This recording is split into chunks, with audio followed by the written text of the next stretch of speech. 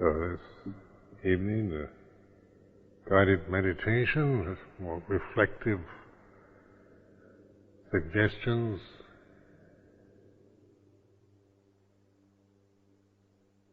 The important thing is the actual doing of it.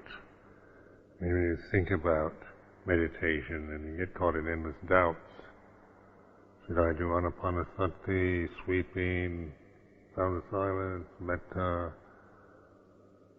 Should I count or not count or use mantra? Or then the thing is to just, the point is to do it. So like with anapanasati, just go to the breath, With the sweeping, just go to the sensations of the body. So it's an act of, it's a kind of, the important thing is doing it rather than trying to figure out what you should do or how you should do it, whether you're doing it right or whether you're doing it wrong or which is the best, what is suitable for you. What you've heard, what you've read in books, what other people tell you, and pretty soon you're in a state of paralysis, unable to move. So it's just like with going right to the breath. Remember that the Paccuppanna Dhamma, the here and now, is a samruam, this collecting on one point, this present moment.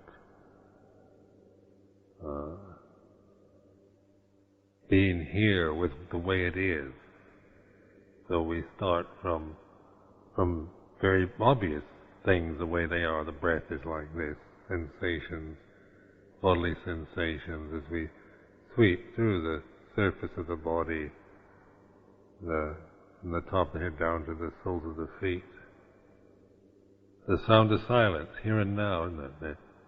The cosmic primordial sound, here and now.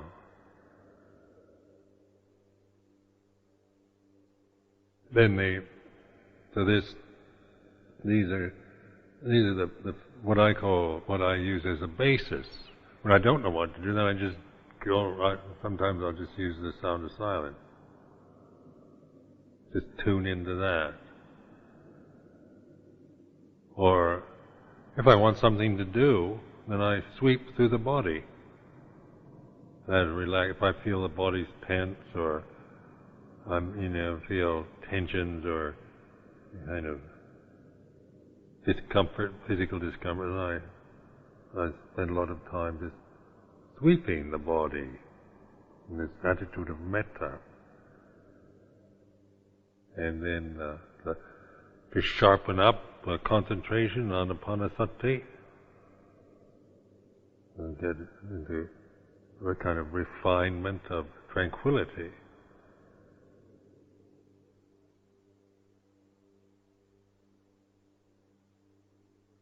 Then the attitude of metta is, as I was saying last night, it's this total acceptance, non-judgmental, unconditioned love.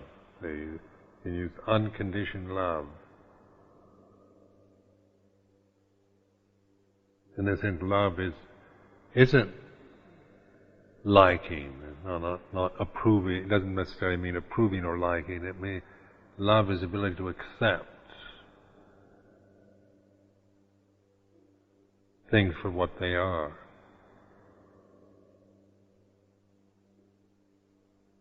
So when we are not in this state of awareness, then our life is very much picking and choosing, making judgments of, I don't like this, this shouldn't be, this person shouldn't be like this, I shouldn't think like this, they shouldn't act like that, the government shouldn't be like this, they should be like something else. So then I can't possibly love somebody who says who is so insensitive and cruel in their behavior. I can't possibly love somebody like that. And we go on and on endlessly in terms of approval and disapproval, liking and disliking, and thinking love is something that is synonymous to liking or approving. Where there's unconditioned love or metta, no conditions on it. There's no deals you're making. Whether somebody's being absolutely rotten and stupid and horrible, it doesn't destroy the love.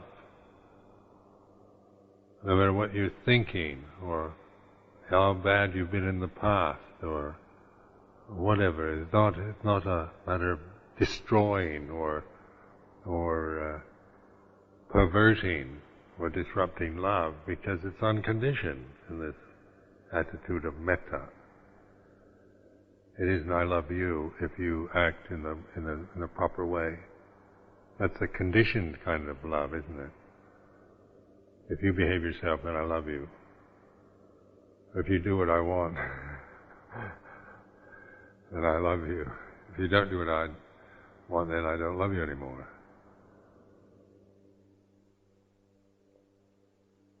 So this is a reflection, isn't it, on say the grandness, the kind of all-inclusiveness of metta.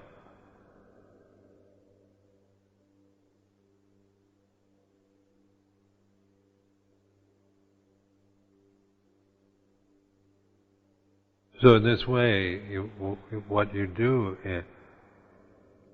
happens to you in meditation. It all belongs, You think you're meditating wrongly because maybe you're feeling a lot of negative thoughts, or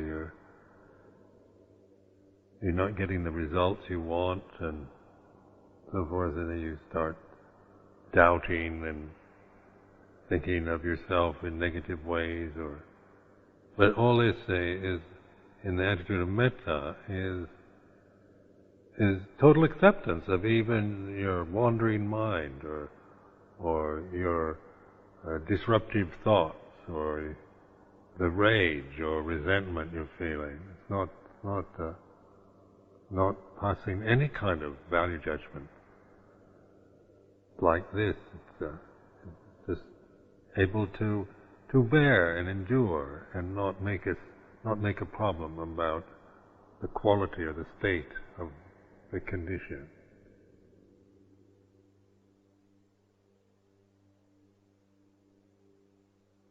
So how do you do that? There's an attitude, and then in this awareness, isn't it, this pure state of awareness, it's a transcending the conditions. When you're aware of, say, a bad mood, that awareness is not the mood, isn't it? The bad mood can't observe itself. But that which observes, the knower, the knowing, the aware, that which is aware, the awakened one knows, the bhikkhu.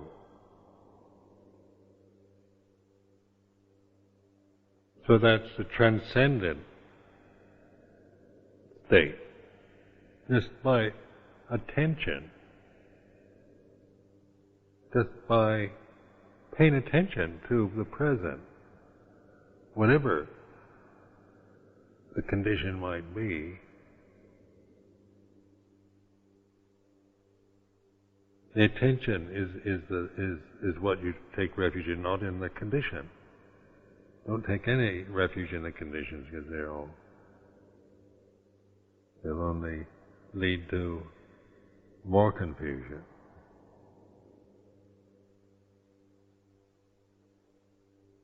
It's not a aversion to the conditions, but it's recognizing the limitation of conditioned experience. It's just what it is. It can't be more than that. You can't make a condition into something that you want and hold it and keep it that way. So you're no longer trying to manipulate, control life, because you can flow with it, because you have a refuge that contains and is patient, accepting of the conditions that you're experiencing. So that's the enlightened mind. That's not something remote or distant or impossible. Seeing things in the light. There's this word enlightenment. Oftentimes we get this idea of being blasted, like when they take a picture of you with a flash, and it goes right in your eyes and you can't see, because the light's so blinding. But that's the kind of light that blinds. It isn't the light that that allows you to see, is it? If it's too bright, then it only blinds you and you can't see anything. But if the light is awareness, isn't it? The light of awareness allows you to see everything clearly.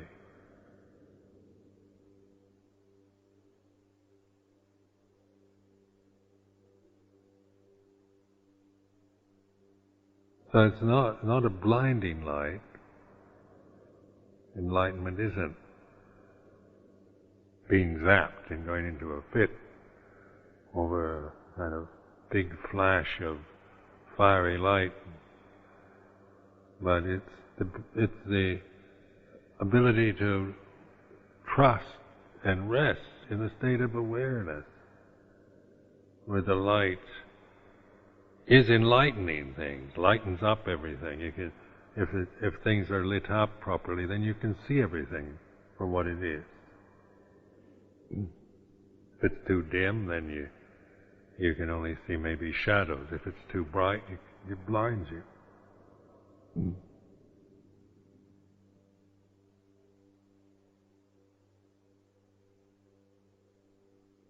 So now just practice, going to the composing the mind, samruam, collecting your mind in the presence of the breath and the posture, the sensations, and this attitude of patient, uncritical acceptance of whatever conditions you're experiencing.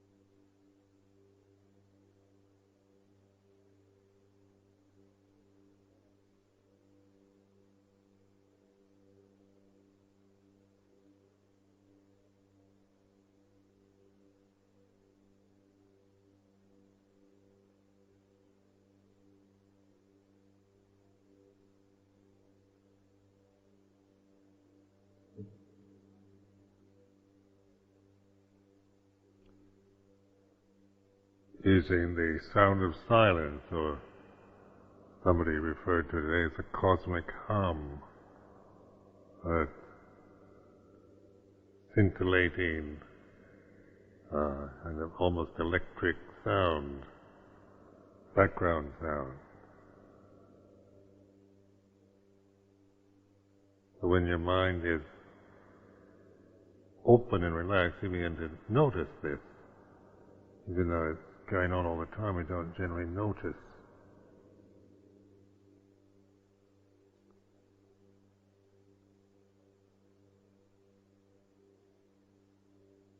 So I found this a very useful reference, because in order to hear that, to notice it, you have to be in a relaxed state of awareness. And people trying to find it on a description of it, and they don't. Other people go on 10-day retreats trying to find sound of silence. And then I can't hear it. What's wrong with me? And they're trying to find something, whereas there's not something you have to find. It's just open to. There's more just listening. And those listening, ability to listen, isn't it, is where your mind is in a receptive state. You're not trying to solve any problems or anything, you're just listening. So you're actually putting your mind into this receptive awareness.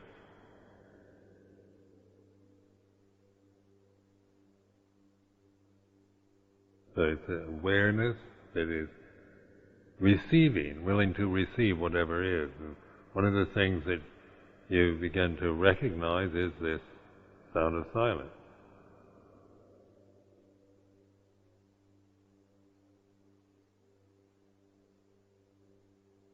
And some people get averse to it. They think, one woman started hearing it and then she wanted to stop hearing it, so she'd resist it. And she said, now I can't, I used to have peaceful meditations, now all I hear is that blasted sound. And I'm trying to stop it. Before I never heard it, and now that's all I sit down immediately. I go zzz. And that's what she's creating an aversion towards the way it is, isn't it? I don't want that. She's creating a suffering around the sound of silence. But if you stop creating suffering, it helps to focus the mind, because the mind is in this kind of very expanded state. It's an including. It's not a state where you're excluding anything. The sound of silence is like infinite space. It includes everything, all other sounds. Everything it has this kind of sense of expansion, unlimitedness, infinity. And other sounds come and go, change and move accordingly, but that is a kind of continuous, like a stream. And in last January I was giving retreat up in Chiang Mai in northern Thailand, in this place called Pongyang, and it's this lovely resort, mountain resort with this waterfall and stream, and they built the meditation hall right by the stream. The sound of the waterfall and the stream is continuous. It's quite loud.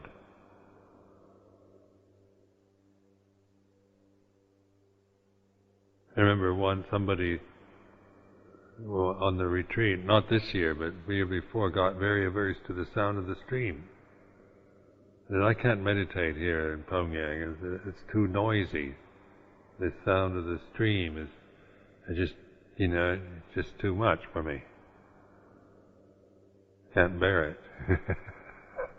Other than seeing how if you listen, if you open your mind to the sound, or are you going to resist it? I don't like this sound. Then you're fighting and resisting. That's the suffering. I noticed in Pongyang, when the sound of the waterfall and the stream and the sound of silence was in the background. In fact, the sound of silence became the stronger, more obvious sound, but it didn't obliterate.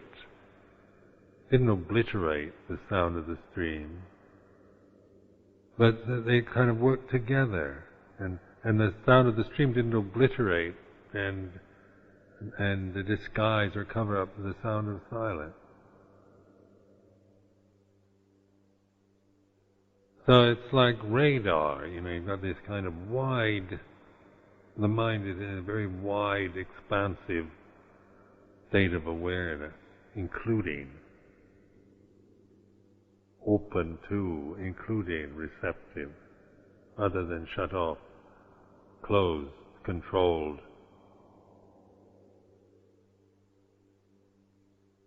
So notice this. Begin to contemplate this experience. And then just concentrate your attention on the sound of silence. And then if you think of it in terms of it's like a blessing or something like grace or a lovely kind of feeling of, or sense of being blessed and being opened, rather than seeing it merely as if you hear a buzz in the ear, then you think it's maybe something wrong with, you think it's tinnitus or some disease. But if you start contemplating it as the sound of angels or cosmic sound, cosmic hum, primordial sound, blessing us every moment as we open to that. We feel a sense of being blessed. And so just reflecting in this way, in a positive way towards it, helps us to take an interest in it and have a very kind of good feeling from it.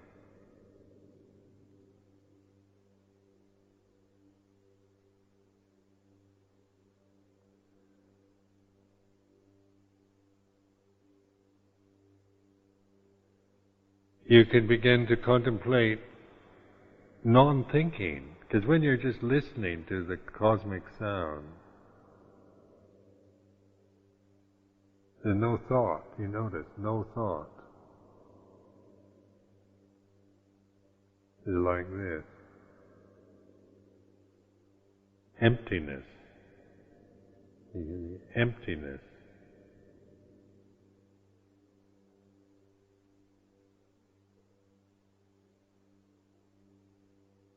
No self. And that when you're just with the cosmic sound alone,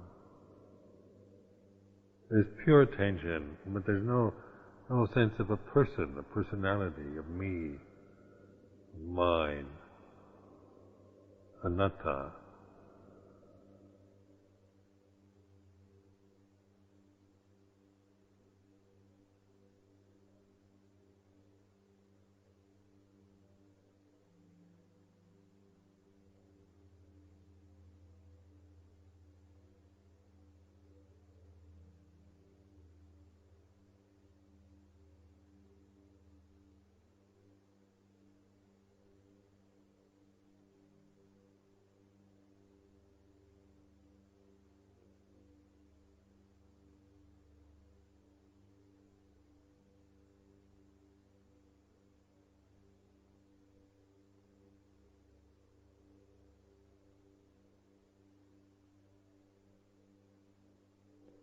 Relax into the sound, not to try to force attention on it, just a sense of relaxing, resting, peacefulness.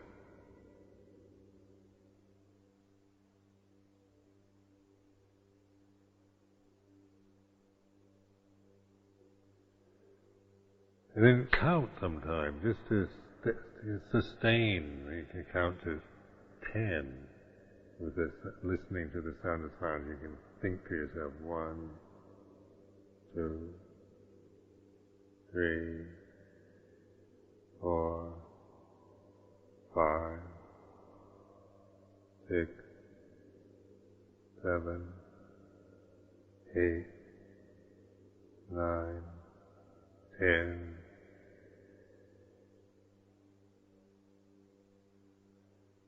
There's a way of kind of sustaining, because the mind is not used to resting in that way. It's used to thinking and restless mental activities. So it takes a while to to calm and to relax and to rest in this silence of the mind.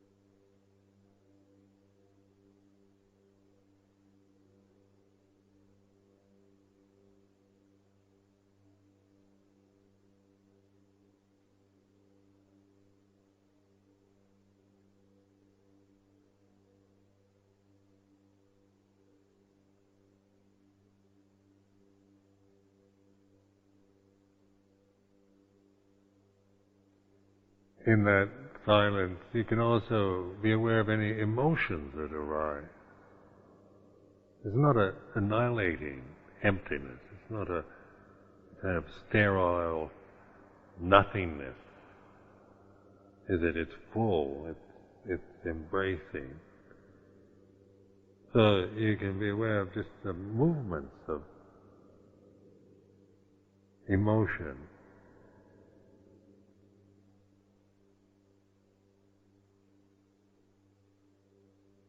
Doubt, or if things start, the memories or feelings start becoming conscious. It embraces them. It's not judging or resisting or even being fascinated. It's just recognizing, realizing the way it is.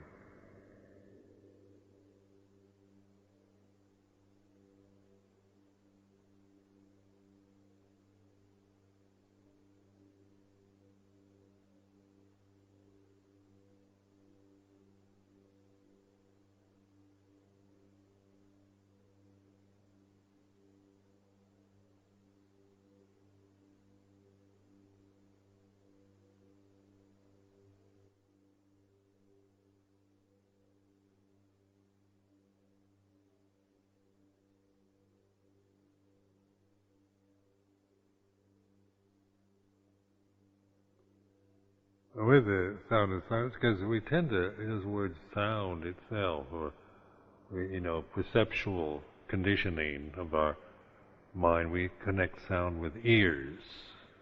So it's like a buzzing in the ears, maybe at first. We hear it as a buzz in the ears, because it's just the impression of sound is always connected to the ears. But you can plug your ears up and you can still hear it. Or you can, when you're swimming underwater, you can hear the sound of silence.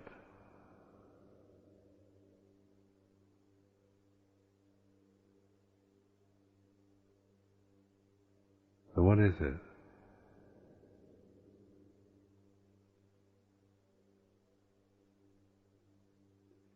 And then you kind of realize it's more like it's everywhere rather than in the ears. That perception of it's in my head, like the mind is in the brain or the sound is in the ears.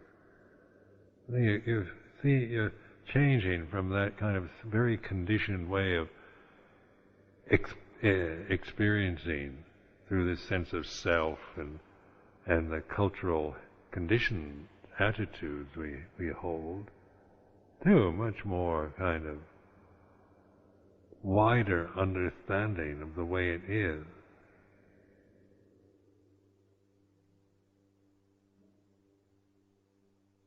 It's like the perception of the mind in the body. And then through intuitive awareness, what we're seeing, the body's in the mind. Like right now, you're in my mind. All of you. This hall.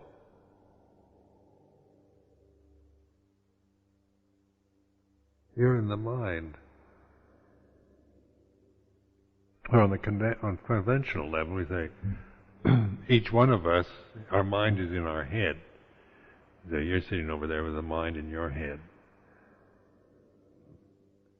Sister Kobe, the mind in her head. Meiji Rene, the mind in her head.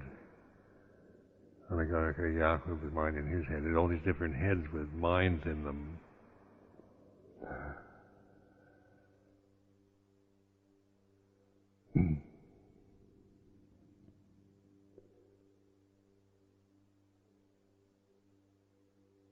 But then, in terms of the fact that the mind, like I'm sitting here, this body's sitting up on this high seat, I can see you with my eyes.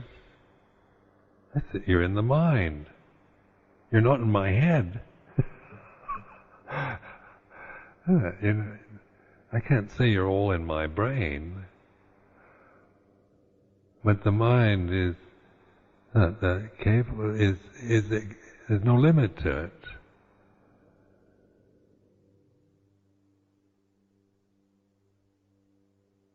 So then one begins to see the body is more like a radio, some kind of conscious entity in the universe that picks up things. It's the being born as a separate entity in the universe. We're a point of light.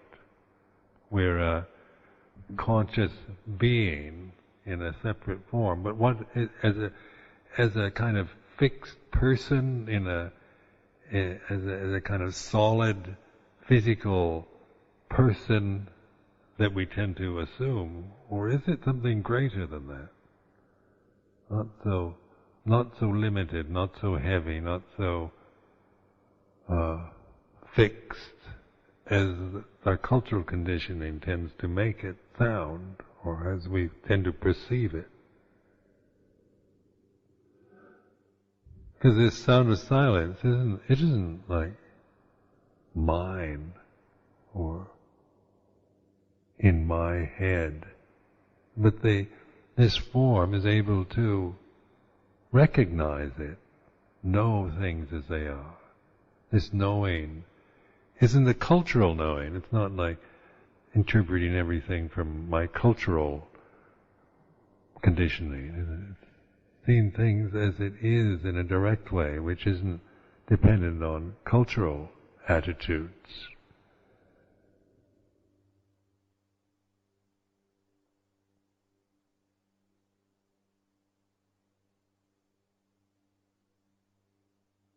So we begin to really understand anatta, non-self.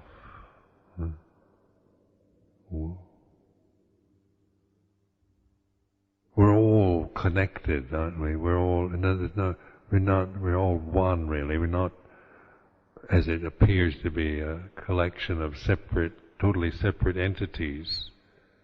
You start contemplating like this, begin to expand your awareness to include rather than to define.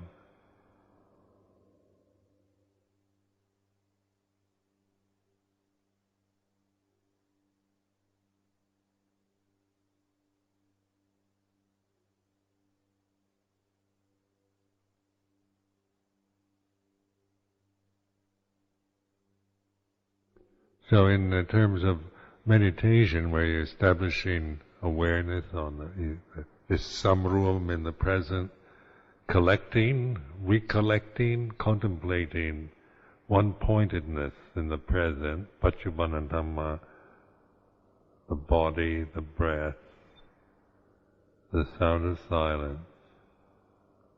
And metta is an attitude of a way of relating and recognizing conditioned phenomena without judging it. Because otherwise we tend to make judgments, value judgments about what we're experiencing on a personal level. One person is feeling peace, the other person is feeling restless, another person is feeling inspired, another person's feeling bored, and another person's feeling, high, another low. Or you're having good thoughts or bad thoughts, or useful thoughts or stupid thoughts. These are what? Judgments about the quality of the experience that each one is having. They stupid thoughts or good thoughts or bad thoughts. But in terms of knowing, isn't it? We're knowing that thought is the condition rising and ceasing.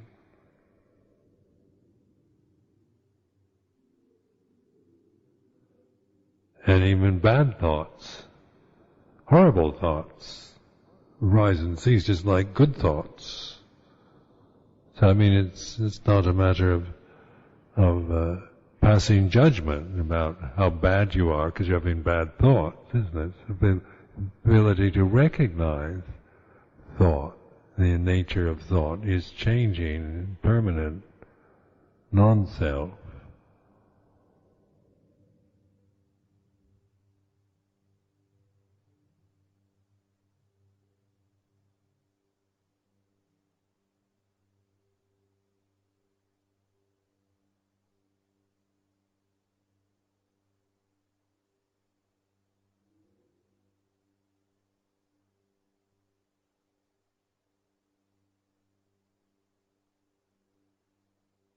So now just use this cosmic hum, this gentle stream flowing, sense of flowing, scintillating sound. Just get familiar with it.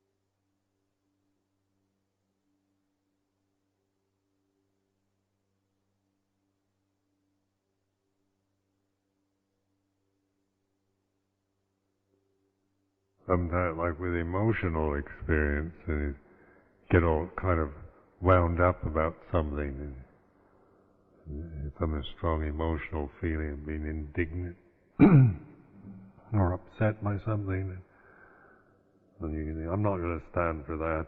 Oh, I've had enough. Then go into the sound of silence and count to 5 to 10. See what happens.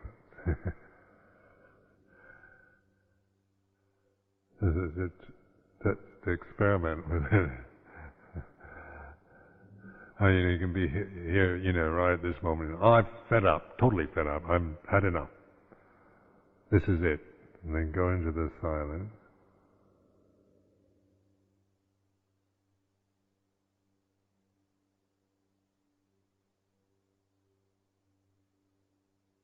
I used to like to do this, play with this, because I used to suffer from indignation, exasperation,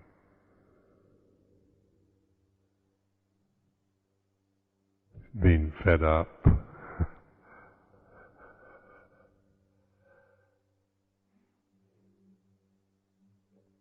I like that word, fed up, because you can say it with such kind of such conviction. Fed up.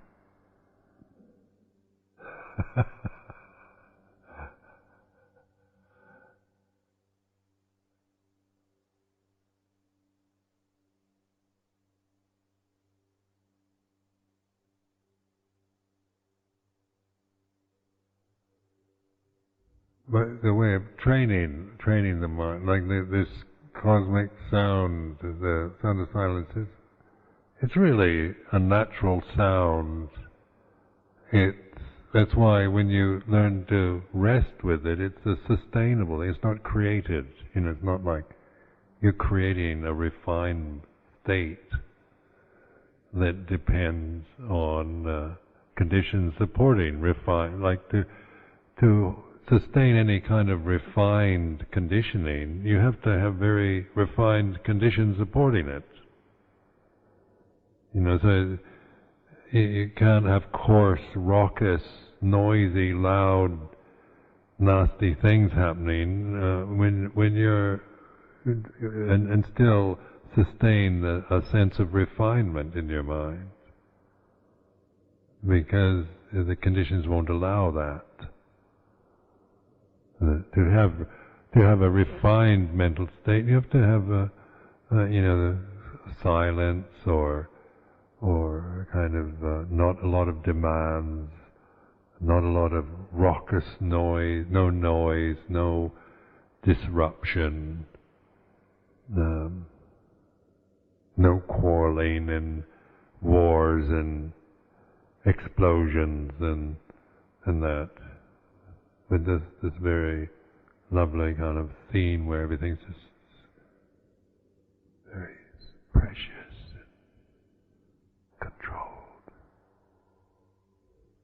Everybody speaks.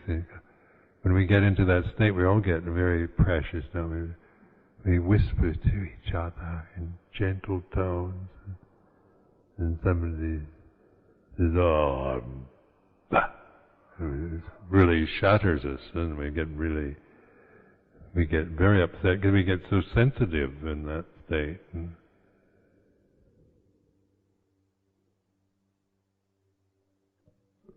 Being in the military, you get used to coarseness.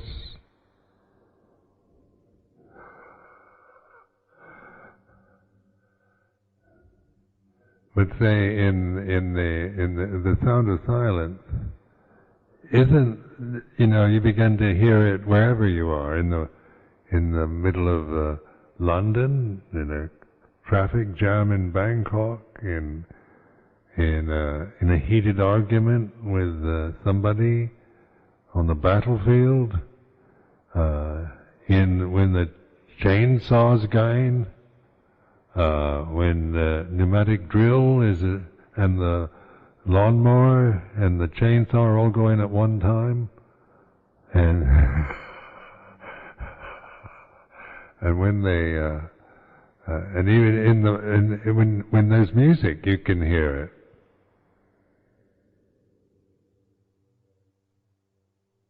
So it's learning to detect it, isn't it? That's why it's like a challenge. Just tune into it. Because sometimes I can't hear it now, there's too much noise. But if you relax, if you're resisting the noise, then you can't. But if you begin to open to it, then you begin to hear that gentle, scintillating hum with the pneumatic drill blasting away, or the chainsaw.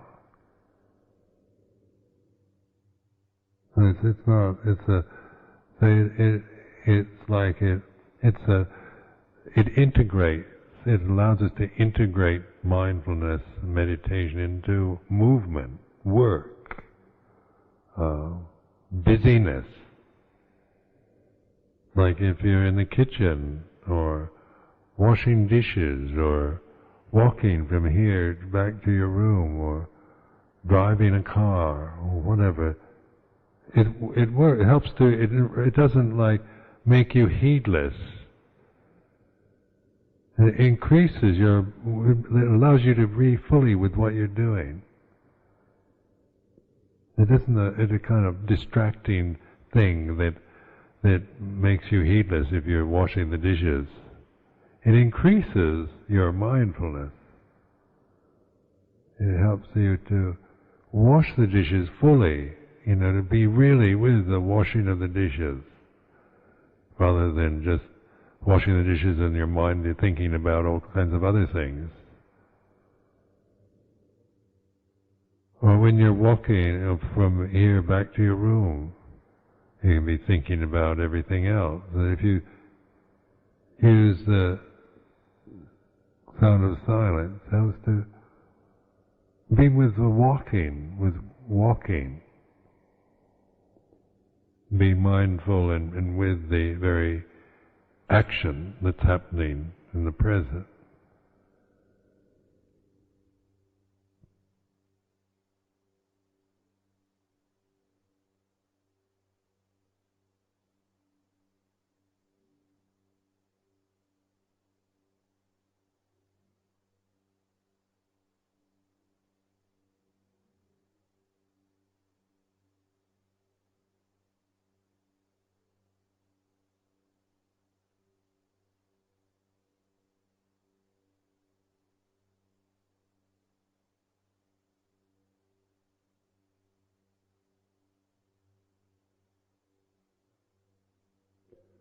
Sometimes the sound of silence will become very loud and quite unpleasant, but it won't stay that way.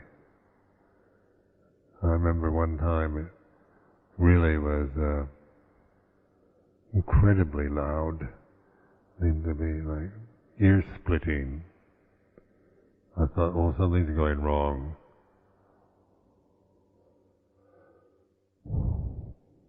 Then it changed, and then I tried to get it loud again. I couldn't.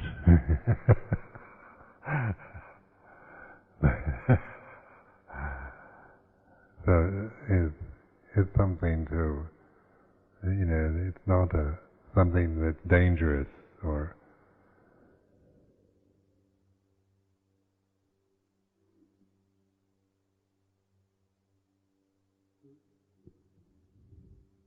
I mean, how you look at it in terms of, it being, if you resist or negative towards it, that's something, you're creating that negativity towards it. But if you relax and open, then you feel a sense of just a gentle kind of scintillating background sound. It's peaceful, calming, restful. You begin to recognize emptiness. And it's not just some vague idea about if you practice meditation you might experience emptiness someday or anatta. It's not a kind of a vague kind of thing. It's very direct.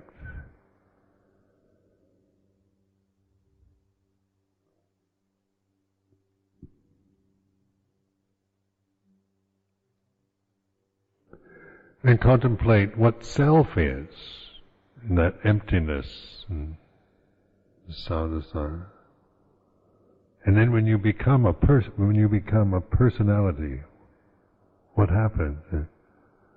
You start thinking, grasping your feelings, and you become a monk or a nun, or a man or a woman, or a personality, or a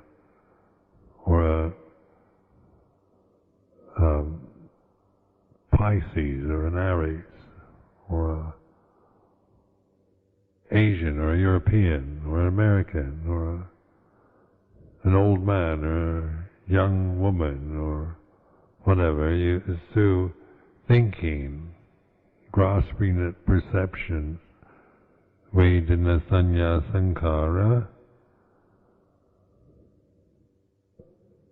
we start getting wound up into that, and then we become.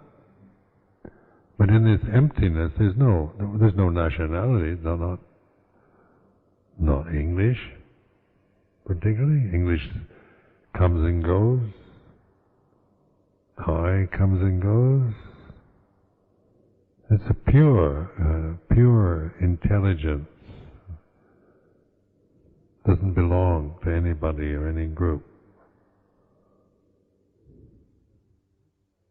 So then you start recognizing when you've become somebody and when there's nobody, when there's atta and there's anatta. Like in this emptiness, there's anatta, there's no Ajahn Sumedho right now.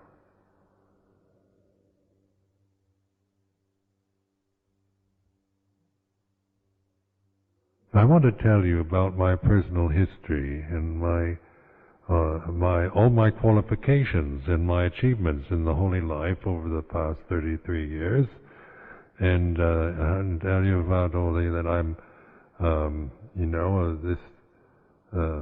abbot of the monastery, and I'm written some books, and I'm considered a VIB, very important bhikkhu. And I want you to respect me and treat me properly, because you get a lot of merit for being kind to old people.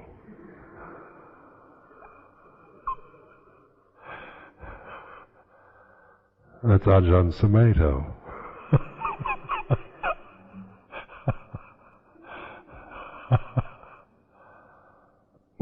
Or you don't have to respect me at all. It doesn't matter to me in the slightest. I can take it if you don't like me, or if you criticize me and find fault in me, it's okay. I'm quite willing to bear it, and of course I've sacrificed a lot for all of you.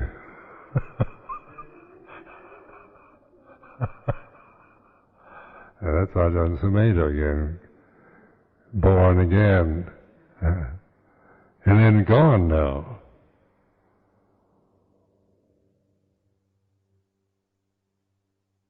Empty.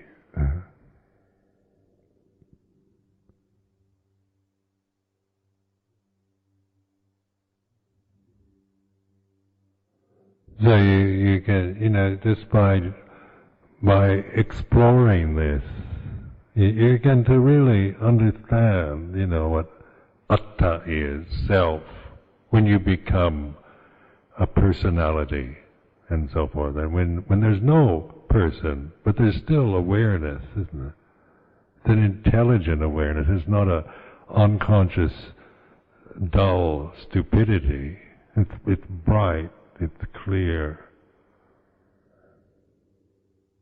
intelligent, emptiness.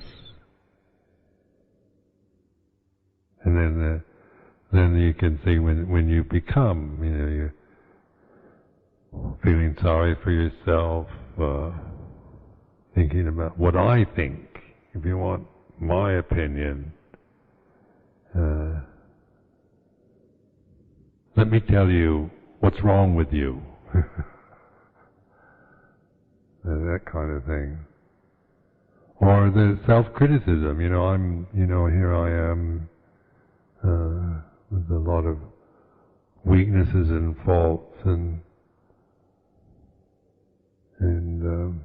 so forth, and then I start thinking about what's wrong with me, and then it stops, and there's this silence. But there's still, the silence is bright and clear, intelligent silence. And then we begin to, I find, preferring this silence than this endless kind of proliferating nattering that goes on in the mind. I used to have what I call an inner tyrant.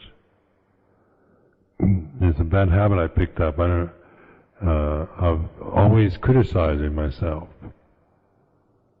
There's a real tyrant. I think there's nobody in this world that has been as tyrannical and as critical and as nasty to me as I am.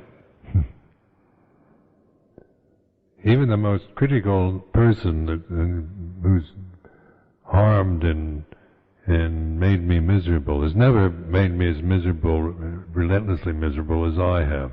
This inner tyrant. There's a real wet blanket of a tyrant. It's always, no matter what I do, it's never good enough. It's always, even if everybody says, "Oh, Ajahn Sumedho, you gave such a wonderful desana," the inner tyrant says, "No, it wasn't. You shouldn't have said this, and you didn't say that right." So it seems to just go on in kind of endless, perpetual obloquy of criticism and fault-finding.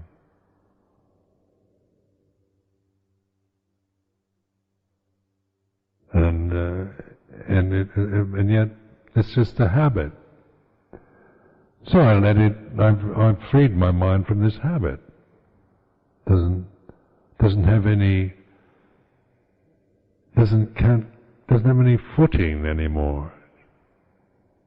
Because I know it. I know exactly what it is. I no longer believe in it, or I'm not trying to get rid of it. I just know not to pursue it. Let it dissolve into the silence.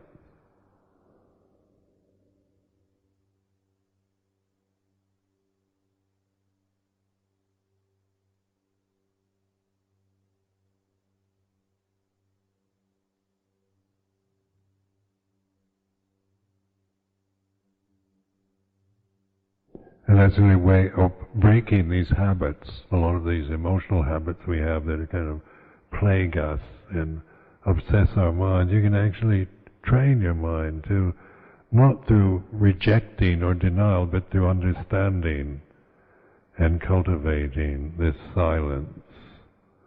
So this silence don't use it as a way of annihilating or getting rid of, but a way of resolving, liberating your mind from, say, obsessive thoughts or negative attitudes that can just kind of endlessly plague conscious experience.